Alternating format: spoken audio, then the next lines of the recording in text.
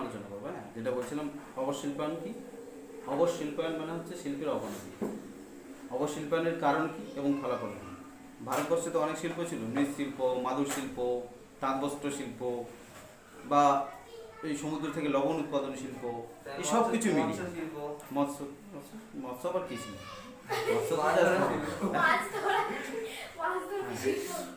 মোটামুটি এই যাবতীয় এই শিল্পের অবনতি হয়, ভারতবর্ষের অবনতি হয়। এমনই অবনতি হয়েছিল, এমনকি ইংরেজিটা বাধ্য হয়েছিল, বললাম বৃদ্ধাঙ্গ কেটে দিয়েছিল। এই শিল্পের অবনতির কারণ এবং ফলাফল খুব ইম্পর্টেন্ট। উপনিবেশিক ভারতে অবশিল্পায়নের কারণ এবং ফলাফল আলোচনা করো। খুব ভালো প্রশ্ন, মানে এতটা ভালো প্রশ্ন, এতটা ইম্পর্টেন্ট ভাবার বাইরে। তোরা কত সালে পরীক্ষা দিবি? 2020 তো? 22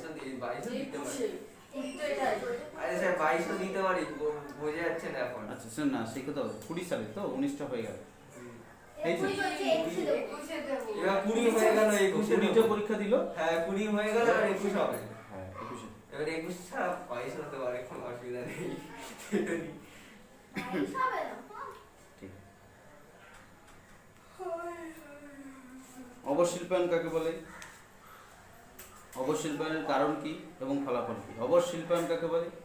না কোনো একটি দেশে শিল্পের প্রচুর পরিমাণে অবনতি হলে তাকে বলে হচ্ছে অবশিল্পায়ন। অবশিল্পায়নের কারণ কি? না অবশিল্পায়নের কারণ আমরা বেশ কয়েকটা কারণ পাবো। কারণ কি? কাঁচামালের রপ্তানি, প্রথম পয়েন্ট। কীরকম? ভারতের ক্ষেত্রে আমরা অবশিল্পায়ন দেখব না ভারতীয় শিল্পের ধ্বংসের সঙ্গে সঙ্গে ভারত থেকে ইংল্যান্ডের কাঁচামাল রপ্তানি, পরিষ্কার পয়েন্টটাকে বুঝবে। তারপর ভারত থেকে কাঁচামাল ইংল্যান্ডে চলে যেত, ফলে ভারতীয়রা যে সমস্ত ভারতীয় শিল্প তারা কাঁচামাল পেত না। ধরো এক্সাম্পল হিসাবে গ্রিল কারখানা, এটা একটা কিন্তু শিল্প, ঠিক আছে, ইন্ডাস্ট্রি। কিন্তু এই ইন্ডাস্ট্রি কাঁচামাল লোহা যদি ভারত থেকে বিদেশে চলে যায় তাহলে সেই লোহাটা পাবে না। যেমন এই যে লোহা কাজ হচ্ছে তার এক্সাম্পল দিই, মাদুর শিল্প কিংবা পাট শিল্প, পাট বিদেশে চলে গেল, তুলো, তাহলে পাট চলে গেল, তাহলে তুলো থেকে বস্ত্র শিল্প হবে না, পাট থেকে কোনো চট বা অন্যান্য শিল্প হবে না, পাট শিল্প হবে না। কারণ কি? সেটা তো বাইরে চলে গেছে। কাঁচামাল রপ্তানি, রপ্তানি মানে বাইরে যাওয়া, আমদানি মানে আনা। তাহলে প্রথম লিখব, প্রথম পয়েন্ট কাঁচামাল রপ্তানি।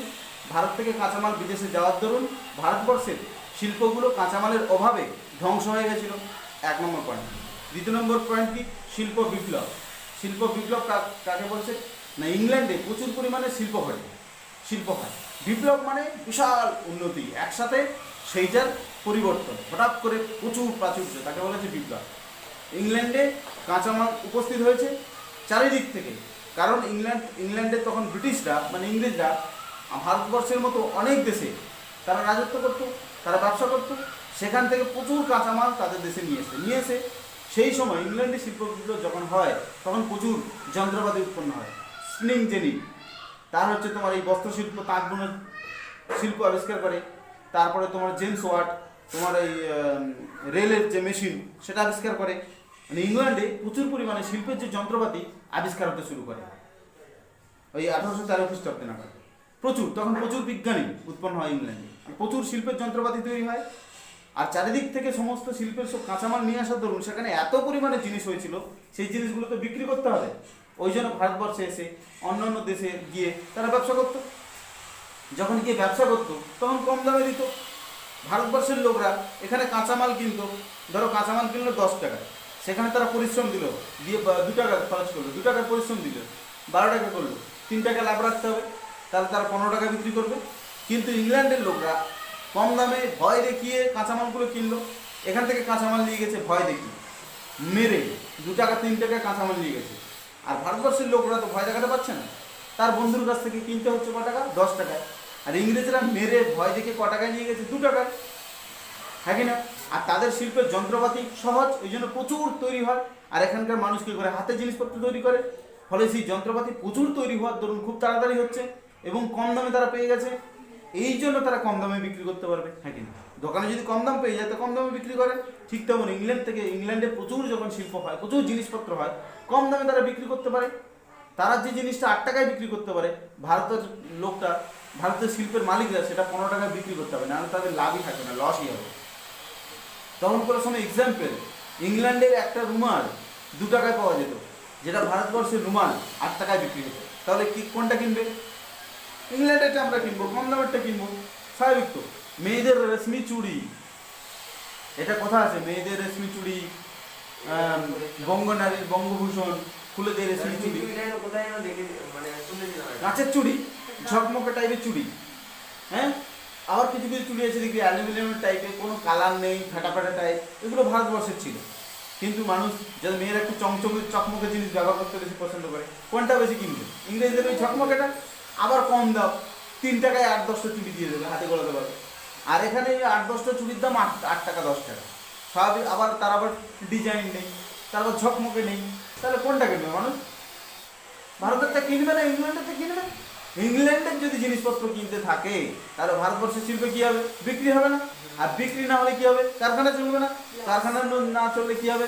পাবলিক ছাঁটাই হয়ে যাবে, মানে কর্মচারী ছাঁটাই হয়ে যাবে, ফলে শিল্পের ডাউন, নিচের দিকে নামবে, নাকি না? ঠিক একদম সেম জিনিসটা ঘটেছে। আমি দেশে শিল্প পাই। ইংল্যান্ডের শিল্প প্রচুর করে কম দামে ছাড়ছে, যেমন চায়না মার্কেট। চায়না প্রোডাক্ট আমরা কিনতে যাচ্ছি, আমরা 200 টাকায়, 300 টাকায়, 500 টাকায় যেটা কিনছি সেটা এখানে কিনতে হবে 800, 1000, 1200 টাকা। সহজে আমরা চায়নাটা ব্যবহার করবো, একটা জায়গায় 2টো ব্যবহার করবো, 2টো জায়গায় 3টে ব্যবহার করবো। সেখানে এই ভারতের মাল আমাকে একটা ব্যবহার করতে হচ্ছে, সেই জন্য বিদেশিটা আমরা ব্যবহার করছি, ফলে চায়নার উন্নতি হচ্ছে, চায়নার ডেভেলপ হচ্ছে। এই জন্য কিন্তু দেশের শিল্পের অবনতি হচ্ছে। দ্বিতীয় নম্বর পয়েন্ট, শিল্প বিপ্লব। এই শিল্পের যে বিপ্লব হয়েছে ইংল্যান্ডে, এর দরুন ভারতবর্ষে কি পরিমাণে ক্ষতি। ফিনিশ, 2টো পয়েন্ট বোঝা গেল। 3টে পয়েন্ট কি? সুতি বস্ত্রের শুল্ক আরোপ। সুতি বস্ত্র মানে জামা কাপড়, যে সমস্ত শিল্প, সেই সমস্ত শিল্পের উপরে ট্যাক্স দিয়েছে ইংরেজদের অধীনে। ইংরেজরা বলছে তুমি আমি হচ্ছে ভারতবর্ষের শাসন করছি, আমি লর্ড মিন্টো, অথবা আমি লর্ড ডালহৌসি, অথবা আমি কি লর্ড কার্জন। তাহলে আমার রাজ্যে তোমরা কি করছো? সব কারখানা খুলেছো, কারখানার উপরে ট্যাক্স চাপিয়ে দিল। কেন ইচ্ছে করে ট্যাক্সটা চাপিয়ে দিল? কারণ যত বেশি ট্যাক্স চাপাবো, কর চাপাবো, ওরা ভয়ের মারে কারখানা বন্ধ করে দেবে। আর আমার বন্ধু, আমার মাতৃভূমি কোনটা? ইংল্যান্ড থেকে যে সমস্ত শিল্প আসবে আমি তাদেরকে ঢুকতে দেবো, চলায় তোরা আমার ঘরের লোক, এসে বিক্রি করে। এই জন্য ইংরেজদের যেহেতু ভারতবর্ষটা যেহেতু ইংরেজদের অধীনে, ইংরেজরা কী করেছে? ভারতবর্ষের শিল্পের উপরে ট্যাক্স চাপিয়ে দিয়েছে। অতিরিক্ত টাকা দিতে হবে, কোম্পানি চালাতে গেলে টাকা দিতে হয় না, ট্রেড লাইসেন্স করতে হয়, টাকা দিতে হয়, ট্যাক্স দিতে হয়, ওই ট্যাক্সের পর অতিরিক্ত চাপিয়ে দিয়েছে। ফলে ভারতবর্ষের শিল্পপতিদের মাথায় হাত। তারা বলে যা বাবা, একটু যাও 2 টাকা ইনকাম করি, তারপর আবার 5 টাকা ট্যাক্স। তো কী করবো? ওর থেকে শিল্প বন্ধ করে দিই, কাজ করি, জমির কাজবাজ করি, হ্যাঁ কি না? লোকের বাড়িতে যাই, ঘর রেডি করতে যাই, কিন্তু আর কারখানা খুলবো না। তাহলে কারখানাগুলো কী হলো? ডাউন, নিচের দিকে নামলো, কারখানা বন্ধ হতে শুরু করলো। তাহলে 3 নম্বর আমরা পেলাম কি? সুতি বস্ত্রের শুল্ক আরোপ। সুতি বস্ত্র মানে জামা কাপড় যে সমস্ত কারখানা, সেই সমস্ত কারখানাগুলোয় শুল্ক বা ট্যাক্স চাপিয়ে দিয়েছিল। 3 নম্বর পয়েন্ট। 4 নম্বর পয়েন্ট কি? অসম শুল্ক নীতি। অসম মানে সমান না। ধরো ঈশা আর সর্বে, দুজনকে আমি ভিন্ন চোখে দেখি। ঈশা একটু মানে বেশি স্টাইল ফেল দেয়, ওকে নায়িকার দৃষ্টিতে দেখি, আর এই সাধারণভাবে স্টাইল ফেল দেয় না, একে নর্মাল দৃষ্টিতে দেখি, বা দুজনের মধ্যে উল্টো দেখি। কিন্তু এটা না, সমানভাবে দৃষ্টি দেখা উচিত। যেহেতু ইংরেজরা ভারতবর্ষের রাজত্ব করেছে, আর ইংরেজের মাল ইংল্যান্ড থেকে আসবে, যাতে তারা ব্যবসা করতে পারে, ওই জন্য দুজনের জন্য শুল্ক আলাদা। ধরো ও হচ্ছে ইন্ডিয়ান, আর হচ্ছে তুই হচ্ছে ভারত মানে ইংল্যান্ডে, হ্যাঁ মেড ইন চায়না। ধরো ইংল্যান্ডে, এবারে দেখলাম যে ইংল্যান্ড, তাই আমি চাইবো ওকে যদি ট্যাক্স কম করে দিই, ওকে যদি ট্যাক্স বেশি করে দিই, ও বেশি ব্যবসা করতে পারবে। ট্যাক্স কম হলে বেশি ব্যবসা করতে পারবে, আর ট্যাক্স বাড়িয়ে দিলে ও ভয়ের মারে আর ব্যবসা করবে না। যত বেশি বিক্রি করবে তত বেশি ট্যাক্স দিতে হবে। আমাদের দেশে বেশি লোক আছে, যত বেশি ব্যবসা করবে তত বেশি ট্যাক্স। ও কম ব্যবসা করতে করতে একদম বন্ধই করে দেবে, হ্যাঁ কি না? একে বলা হচ্ছে অসম শুল্ক নীতি। অসমান শুল্ক, সমানভাবে না। তোমার উপর যদি 10 টাকা ট্যাক্স চাপানো হয়, ওর উপর কিন্তু 10 টাকা ট্যাক্স দিতে হবে, তবে কিন্তু ওর টেক্কা দিতে পারবে তোমার সাথে, কিছুটা যাবে। ঠিক আছে, তোমার তো কম দাম, আগে কিন্তু তোমার কম দাম জিনিসপত্রে, তার উপর আবার ওর বেশি দামে, তাও আবার লড়ছে। তাতেও যদি আবার চাপিয়ে দিই যে ওর হচ্ছে তোমার শুল্ক বেশি, তোমার শুল্ক কম, সমান নয়, তাহলে তুমি বেশি ব্যবসা করতে পারবে, ও কম। এই জন্য অসম শুল্ক নীতি। 3 নম্বর পয়েন্ট, অসম শুল্ক, সমান শুল্ক নেই। ইংরেজদের জন্য কম শুল্ক, ভারতীয় শিল্পদের জন্য বেশি শুল্ক ছিল। ফলে ভারতীয় শিল্পরা বেশি শুল্ক দিতে পারতো না, ট্যাক্স দিতে পারতো না, ফলে শিল্পের অবনতি হয়েছিল। 3 নম্বর পয়েন্ট ফিনিশ। 3 নম্বর না, এটা 4 নম্বর পয়েন্ট ছিল। 4 নম্বর পয়েন্ট ফিনিশ। 5 নম্বর পয়েন্ট অবাধ বাণিজ্য নীতি। অবাধ বাণিজ্য নীতি, অবাধ মানে বাধা নেই। ইংল্যান্ডের লোকরা যখন ব্যবসা করতে এসছে ভারতবর্ষে, যেহেতু ইংরেজরা ভারতবর্ষের ক্ষমতায় আছে, তখন কি করলো, ইংল্যান্ডদেরকে বলে দিল, ইংল্যান্ডের ব্যবসায়ীদের বলে দিল তোমরা যেখানে খুশি ব্যবসা করো, কোনো অসুবিধা নেই। কিন্তু ভারতের যে সমস্ত শিল্পের মালিক তাদেরকে বলে দিয়েছে, এই তোমরা যদি বিহারে যাও, বিহারে গেলে গাড়ি ভাড়া এক্সট্রা দিতে হবে, সেখানে ট্যাক্স এক্সট্রা দিতে হবে, সেখানে ঢোকার পারমিশন দিতে হবে, সেখানে কাগজপত্র করতে হবে। এত কিছু যখন চাপাবে তখন সে তো ভয় পেয়ে যাবে, তার শিল্পের উন্নতি হবে কি? হবে না। কিন্তু ভয়তে এমনি ঘরে বসে থাকে। ওই জন্য বলবে না ও পশ্চিমবঙ্গের বাইরে যাবো না ব্যবসা করতে, একে না যে যে রাজ্যে আছে সে রাজ্যে করবো। কিন্তু ইংরেজদেরকে কি বলবো, তোমরা ভারতবর্ষের যেখানে খুশি যাও গিয়ে বিক্রি করো, তোমাদের কোনো টাকা দিতে হবে না। মানে ওই গিয়ে যে বিক্রি করছে ওই জন্য টাকা দিতে হবে না। ফলে তাদের ব্যবসা বাড়বে, এদের ব্যবসা কমবে, ফলে এদের ব্যবসা ডাউন। সিম্পল 5 নম্বর পয়েন্ট বলবো, অবাধ বাণিজ্য নীতি। অবাধ বাণিজ্য, ইংরেজদের জন্য কোনো বাধা ছিল না, কিন্তু ভারতীয় শিল্পের মালিকদের জন্য তখন বাধা ছিল, ব্যবসা অন্য কোথাও নিয়ে যাওয়া যেত না। 4 নম্বর পয়েন্ট ফিনিশ। হ্যাঁ, 5 নম্বর পয়েন্ট ফিনিশ। এরপরে কি, নির্যাতন। নির্যাতন মানে অত্যাচার। ওই ভারতীয় শিল্পের মালিকরা যারা শেষ মুহূর্ত পর্যন্ত প্রচুর কঠোর পরিশ্রম করছে, তবুও লড়ে যাচ্ছে ইংল্যান্ডের শিল্পপতিদের সাথে, তখনও পর্যন্ত তাদেরকে জোর করে তাদের কোম্পানির যারা কর্মচারী তাদের কি করেছিল, বৃদ্ধাঙ্গুষ্ঠ কেটে দিয়েছিল, নির্যাতন করেছে তাদের উপরে। এই তোরা এত পাঙ্গা দিচ্ছিস আমাদের সাথে, তোদেরও বস্ত্র বিক্রি হচ্ছে, আমাদেরও বস্ত্র বিক্রি, তোদের একদম ডাউন করে দেবো, যাতে তোরা আর সুতো কাটতে না পারিস। বৃদ্ধাঙ্গুষ্ঠ পর্যন্ত কেটে দেয়, যাতে তারা সুতো কাটতে না পারে শ্রমিকরা। ওই জন্য শ্রমিকরা ভয় আর কারখানায় যায়নি, বাবা কারখানায় গেলে আমার আঙুল কেটে দেবে, ভালো কাজ করলে আঙুল কেটে দেবে। কারখানার সামনে কি ইংরেজ বডিগার্ড আছে কারখানার সামনে, এবারে গেলে কেটে দেবে ইংরেজ। এই জন্য কারখানায় কাজ করে ছেড়ে দিয়েছে। কারখানায় কাজ করে ছেড়ে দেওয়া মানে কি, কারখানা ডাউন। সিম্পল। 6 নম্বর পয়েন্ট আমরা এটা জানবো যে নির্যাতন সম্পর্কে বলবো, সহজ পয়েন্টগুলো বোঝা গেল ব্যাপারটা। 6টা পয়েন্ট এমনিই হয়ে গেল। তারা মাঠে ঘাটে কাজ করে বেরিয়েছে, এটা হলো কারণ, এই যে শিল্প যে ডাউন হয়ে গেল কারণ। এর ফল আমরা দেখবো, ফলে কি হয়েছিল, ভারতবর্ষের অবস্থা কত শোচনীয় হয়ে গেছিল সেটা জানবো। এর ফলে আমরা দেখছি বেকারত্ব, স্বাভাবিক বেকার করে যাবে। কলকারখানা থেকে যখন চাকরিগুলো ভয় মারে, বাবা আঙুল কেটে নেবে, কাজ করতে যাবো না, আর তাছাড়া লাভ নেই।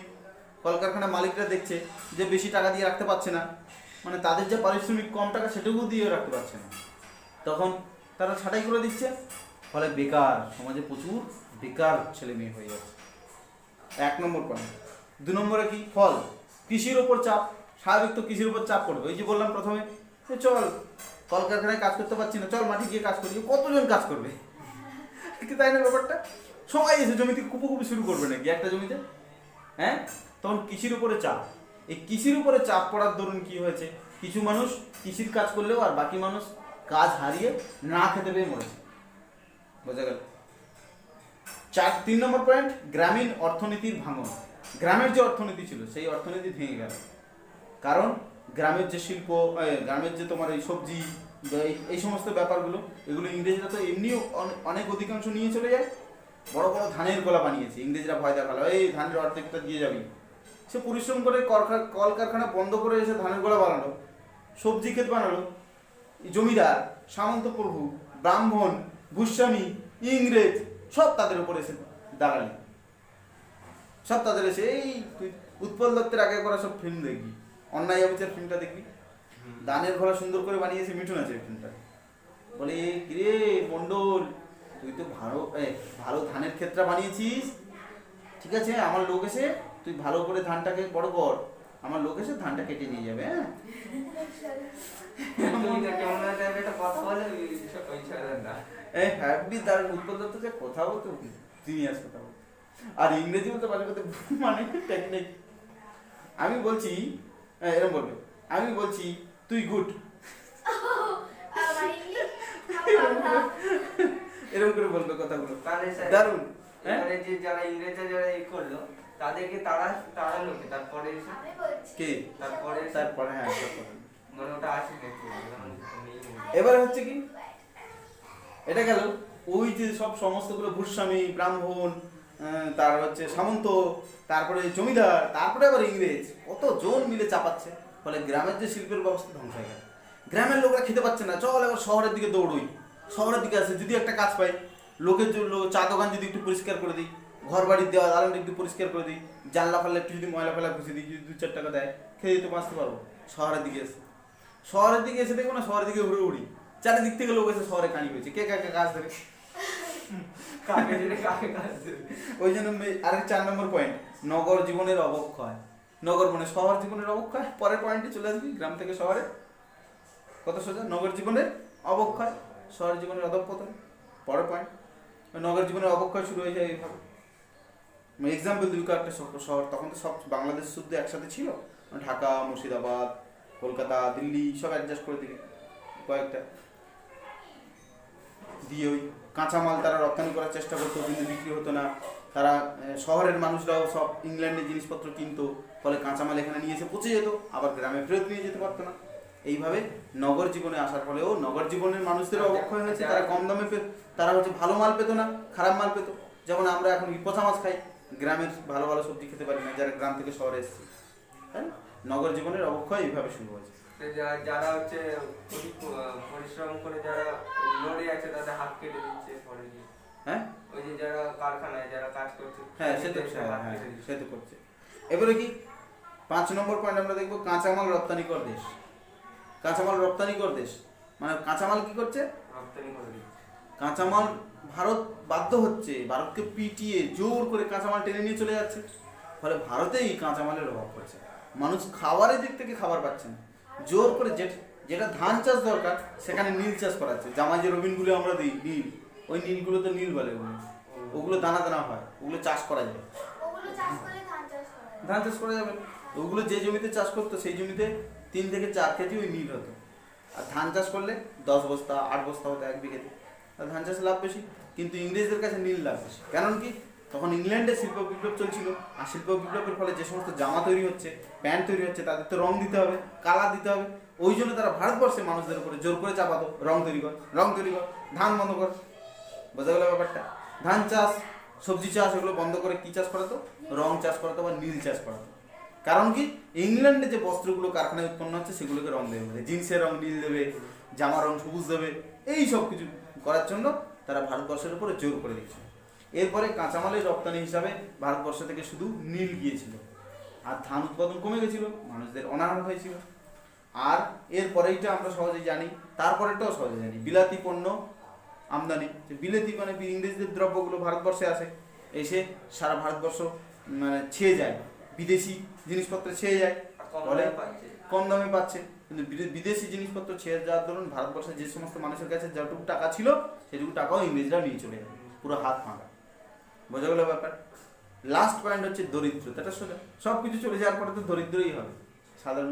লাস্ট পয়েন্ট আছে দরিদ্র বৃদ্ধি। স্বাভাবিক যে সব কিছু অর্থনৈতিক চলে যাওয়ার পর সাধারণ মানুষরা অত্যন্ত দরিদ্র থেকে দরিদ্রতর হয়ে পড়েছিল। ডক্টর বিপিন চন্দ্রের মতে 1813 খ্রিস্টাব্দের পর ইস্ট ইন্ডিয়া কোম্পানির বাণিজ্য নীতি বা শিল্পপতিদের স্বার্থেই পরিচালিত হয়েছিল। ডক্টর এই পয়েন্টে লাস্টে দিলে খুব ভালো, মানে পয়েন্ট নয়, জাস্ট উপসংহার টাইপ করে